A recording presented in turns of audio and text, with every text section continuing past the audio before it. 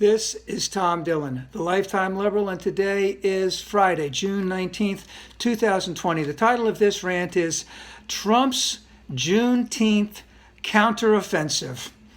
A new and old carnival of fear, racism, and violence. Yes, and violence. So Trump is way behind in the polls. He's not really that far behind in some of the battleground states. As an incumbent president, he has a lot of power. He has a lot of authority. A lot can change between now and election day.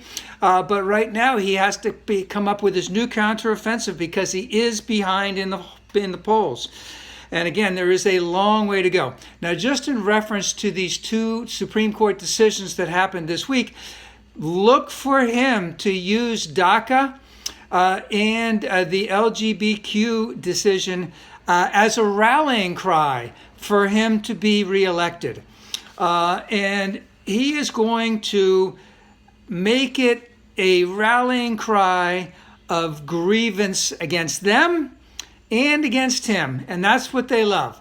Now, I need to point out that the people that are at his rallies, we can think all these things about him, but let's get one thing that he knows and they know. They know this, is that those who support him at these rallies do not do it because of what he does for them, because he doesn't do shit for them.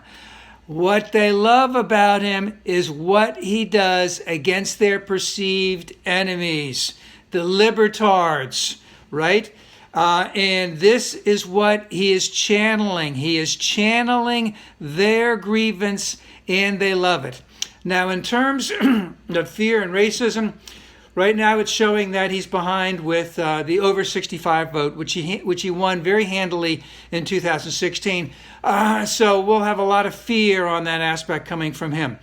And in terms of the racism, he's going to go back to the white people, especially the non-college white people who he's gone down with there to bring up the racism aspect of it all.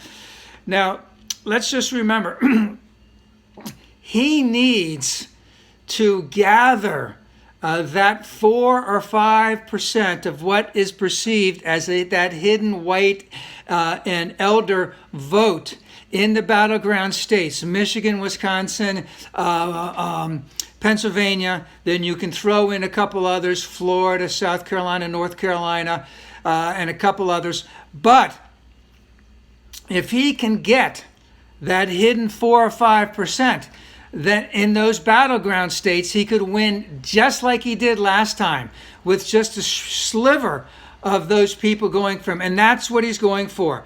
So basically, his new campaign, which starts tomorrow night, is going to be a packaged and organized entertainment of a tremendous amount of propaganda. And my biggest concern is he's going to give them a license to violence, and I certainly hope that they don't take that to heart and bring it into this election cycle. But he may need to do that to secure his base. And again, the best thing we can do is to go into the ballot box or to put it down on our mail-in ballots, a straight Democratic ticket. Start with Biden and everything else Democrat, because we have to get rid of every single one of them.